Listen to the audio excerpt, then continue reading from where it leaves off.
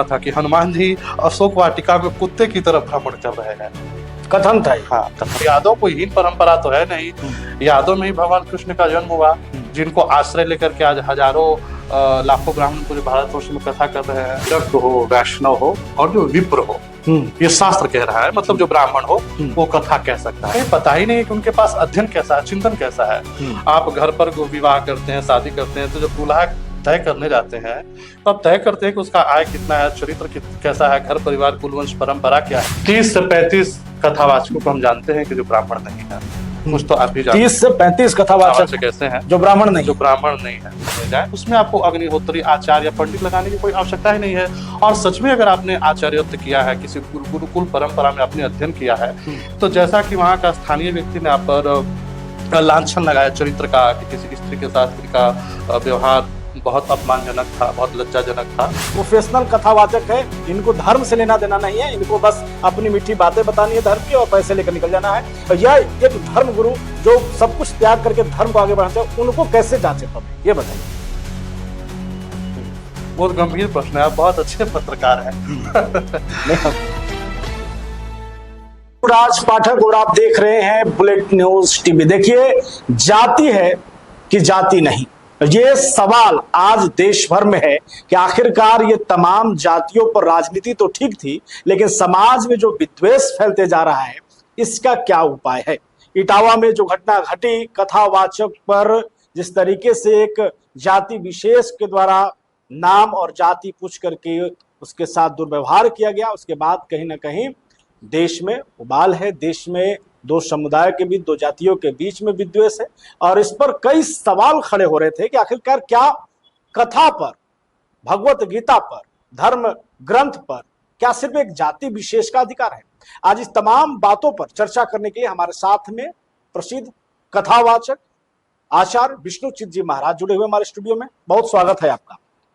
सवाल मेरा आपसे यही होगा, जिस तरीके की घटनाएं सामने आ रही हैं और एक ही सवाल उठ करके सामने आ रहा है लोगों से कि कथा पर, धर्म ग्रंथ पर या भगवत गीता पर क्या सिर्फ एक जाति विशेष का अधिकार है, कोई और इसको नहीं कर सकता है, क्या कहेंगे? देखिए, इसके दो पहलू हैं जी। पहला कि इस पर स्वयं शास्त्र क्या कहता है। भगवान ने कहा है गीता में भी कि यदि कोई संशय हो या किसी के मन में कोई व्यतिरेक हो तो शास्त्र ही उसका अंतिम प्रमाण होता है। ये समाज में इतना संशय चल रहा है, भ्रम चल रहा है या तनाव चल रहा है ग्रंथ को लेकर के या जाति को लेकर के या कथा के संदर्भ में, तो इस पर शास्त्र क्या कह रहा है। तो सबसे पहले हम भागवत में ही प्रवेश करेंगे और इससे बड़ा कोई प्रमाण नहीं हो सकता। भागवत इस पर क्या कह रहा है। तो स्वयं महर्षि वेद व्यास कह रहे हैं, विरक्तो वैष्णव विप्रो वेद शास्त्र, विरक्तो वैष्णव विप्रो वेद शास्त्र विदर्थिना। इसका अर्थ यह होता है कि जो विरक्त हो, वैष्णव हो और जो विप्र हो, ये शास्त्र कह रहा है, मतलब जो ब्राह्मण हो वो कथा कह सकता है। तो शास्त्र तो इस पर कह रहा है और इस पर परम पूज्य शंकराचार्य जी, महामंडलेश्वर या भारत की जितनी शास्त्रोक्त परंपराएं हैं सब पर इस कथन सबकी एक सहमति है। तो ये शास्त्र का आदेश है। लेकिन देश काल परिस्थिति के अनुसार अब समाज अपनी सुविधा के अनुसार शास्त्र की व्याख्या करता है। हम सब लोग अपनी सुविधा के अनुसार करते हैं।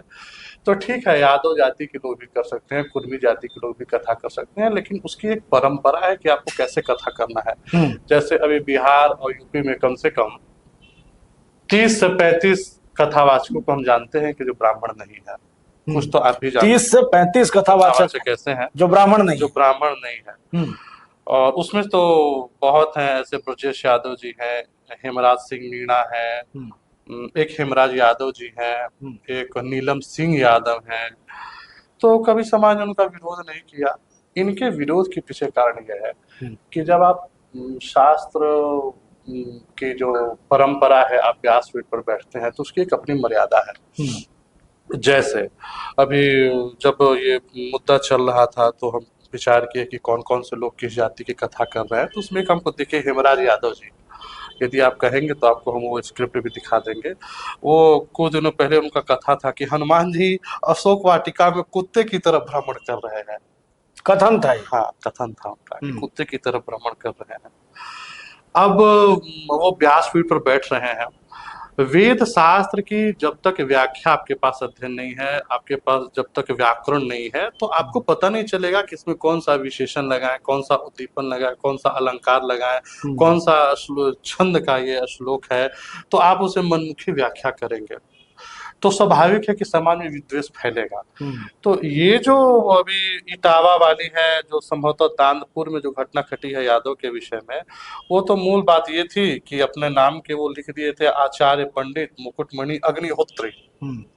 अब आप जिस जाति कुल में जन्म लिए हैं, आप उसी परंपरा को लेकर के आगे बढ़िए। और यादव कोई हीन परंपरा तो है नहीं, यादव में ही भगवान कृष्ण का जन्म हुआ, जिनको आश्रय लेकर के आज हजारों लाखों ब्राह्मण पूरे भारतवर्ष में कथा कर रहे हैं। तो आप यादव जाति को लेकर के ही समाज में जाए, उसमें आपको अग्निहोत्री आचार्य या पंडित लगाने की कोई आवश्यकता ही नहीं है। और सच में अगर आपने आचार्यत्व किया है, किसी गुरुकुल परंपरा में आपने अध्ययन किया है, तो जैसा कि वहाँ का स्थानीय व्यक्ति ने आप पर लांछन लगाया चरित्र का कि किसी स्त्री के साथ इनका व्यवहार बहुत अपमानजनक था, बहुत लज्जाजनक था, तो वो तो विश्व प्रशासन का विषय है। वहाँ के एसएसपी जो श्रीवास्तव जी हैं, उन्होंने भी अभी मीडिया के माध्यम से हमने देखा कि वो जो आरोप लगा वो सही पाया गया। तो अगर आपने अध्ययन व्याकरण का किया होता, साहित्य का अध्ययन किया होता, तो आपको ये पता होता कि आप जिस व्यासपीठ पर बैठे हुए हैं वो पूजाने वाला व्यासपीठ है, लजाने वाला नहीं। लेकिन अब सवाल ये हो जाता है आचार्य जी कि कई लोग हैं जो ये सवाल करते हैं कि आप भगवत कथा कर रहे हैं, आप व्यासपीठ पर बैठ रहे हैं, लेकिन अब इसको एंटरटेनमेंट की भी जो है वो व्यवस्था बना लिए हैं, फॉलोअर्स के पीछे भाग रहे हैं। जैसे आप अगर बात करें बागेश्वर धाम वाले धीरेन्द्र शास्त्री की, उनको लेकर के सवाल उठते रहता, जिस तरीके से वो अपनी कथा सुनाते हैं, या आचार्य अनुरुद्धाचार्य जी हैं, ये अपनी कथा में जिस तरीके से बातें करते हैं, इनके सोशल मीडिया पर वायरल भी होते हैं। उन लोगों को क्या कहेंगे आप? उन्हीं की वजह से कहीं ना कहीं सवाल खड़े होते हैं धर्म को लेकर के, व्यासपीठ की गंभीरता को लेकर के, उन पर आपकी क्या राय है? जितने कथावाचक भारतवर्ष में है, सीधी सीधे हमने भी आपको बात बताई है श्लोक के माध्यम से कि जो वेद शास्त्र परंपरा से जो चला आ रहा है, उसका जो अध्ययन करके कथा करेगा तो समाज में उसका प्रभाव पड़ेगा। अभी एक बड़े अच्छे संत कह रहे थे कि भारतवर्ष में बहुत यज्ञ हो रहा है, बहुत कथा हो रहा है, लेकिन उसका प्रभाव सामाजिक रूप में नहीं आ रहा, नैतिक बल का उत्कर्ष नहीं हो रहा। तो इसके पीछे कारण यह है कि हम जिनको चयन करके व्यासपीठ पर बैठा रहे हैं, हमें पता ही नहीं है कि उनके पास अध्ययन कैसा है, चिंतन कैसा है। आप घर पर विवाह करते हैं, शादी करते हैं, तो जब दूल्हा तय करने जाते हैं तो आप तय करते हैं कि उसका आय कितना है, चरित्र कैसा है, घर परिवार कुलवंश परंपरा क्या है। तो पूरे समाज को ज्ञान देने वाले जिस वक्ता को आप बुला रहे हैं, उसका भी आपके पास जांच पड़ताल होना चाहिए। उनके पास कैसी शैली है, कैसा अध्ययन है, कैसा चिंतन है, कैसा उनके पास आचरण है, तो समाज का उस पर प्रभाव पड़ेगा। तो ऐसे कथावाचक जो समाज में विद्वेष फैला रहे हैं, इसमें उनकी तो गलती है भी, आयोजक समिति की भी गलती है। हम तो कहेंगे कि अब किसी को आमंत्रण दे तो पहले श्रीमद् भागवत महापुराण के 18,000 श्लोक में से 10-20-50 श्लोक को सुने, उसका पारायण सुने, स्वाध्याय सुने, और जब उनको विश्वास हो जाए कि हाँ हमारे जो प्राथमिक परीक्षा पर ये खरे उतर रहे हैं कसौटी पर, तो मूल्यांकन करने के बाद उनको व्यासपीठ दें। आप भी लगातार जाते हैं, तमाम धर्म को लेकर के लोगों के बीच अपनी बातों को रखते हैं, धर्म ग्रंथ के बारे में बताते हैं। सवाल ये है कि अब तमाम जो कई ऐसे कथावाचक जो चर्चित हैं, वो लाखों की फीस लेते हैं और साफ कहते हैं कि हम तो कथावाचक है, सुनाते हैं, उसका फीस लेते हैं, आप हमसे ज्यादा ये धर्म को लेकर के मत पूछिए। तो उन लोगों को आम पब्लिक जो भक्त हैं, तो जो धर्म से जुड़े हुए हैं, वो किस क्राइटेरिया में कैसे बांटे उनको कि ये प्रोफेशनल कथावाचक है, इनको धर्म से लेना देना नहीं है, इनको बस अपनी मीठी बातें बतानी है धर्म की और पैसे लेकर निकल जाना है, या एक धर्म गुरु जो सब कुछ त्याग करके धर्म को आगे बढ़ाना चाहिए, उनको कैसे जांचे पब्लिक, ये बताइए। बहुत गंभीर प्रश्न है, आप बहुत अच्छे पत्रकार हैं। पूर्वोत्तर भारत में, उत्तर भारत में कालिदास जी का जो स्थान है, वही दक्षिण भारत में बहुत अच्छे कवि हुए भारवी, उनका एक स्थान है। भारवी बड़े उद्भट विद्वान हुए। भारवी ने एक महाभारत के वन पर्व से एक कथा लिखी है जिसका नाम है किराता अर्जुनीय। बहुत ध्यान से इसको श्रवण करने वाली बात है, आपके दर्शकों को भी काम आएगा। वो भारवी ने वो ग्रंथ लिखी है किराता अर्जुनीय। उस ग्रंथ का सार आपको बताते हैं। पांडव जब चले गए जंगल में अज्ञातवास में, और जब दुर्योधन शासन कर रहा है राजपथ पर, तो अर्जुन ने विचार किया कि हम जरा अपने देखें कि हमारे शासन में वो पांडव वंश में जो कौरव की जो शासन कला है वो कैसी है, वहाँ के जो प्रजा नीति है वो ठीक है कि नहीं। तो इसके लिए एक किरात को ब्रह्मचारी का वेश बना करके अर्जुन ने भेजा था कौरवों की सभा में।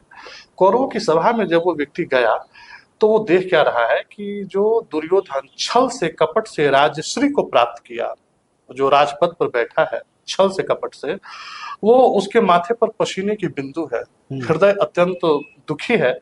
और ब्रह्मचारी जब दुर्योधन के निकट गए तो उसके हाव भाव आचरण से वो भाप गए कि ये दुखी इसलिए है कि पांडु जब अज्ञातवास से वापस आएगा तो उसे राजपद मिल जाएगा। क्यों? क्योंकि पूरी जनता न्याय के जो न्याय संगत जो सबको सजा होनी चाहिए या प्रजा नीति का जो गुण होना चाहिए, सारे गुण और सभी लोगों के कंठ में पांडव ही बसे हुए थे। कहने का सार ये है। आपने जो भी प्रश्न पूछा कि ऐसे धर्म गुरु कथावाचक जो लाखों की फीस लेकर के वो कथा कहते हैं, ये इस प्रसंग को हम इसलिए उठाए कि जो प्रजा के नीति के योग्य हो, समाज उसको आदर करे। जैसे पांडव अज्ञातवास में थे लेकिन नीति के कारण प्रजा उनको मानती थी, राजश्री तो दुर्योधन के पास थी। उसी तरह से आज भी समाज में लोग तलाश कर रहे हैं कि अच्छा नायक कौन हो। आज भी ऐसे ऐसे वृंदावन में, मथुरा में, काशी बहुत गुणी ज्ञानी लोग हैं जो बहुत उद्भट विद्वान हैं, लेकिन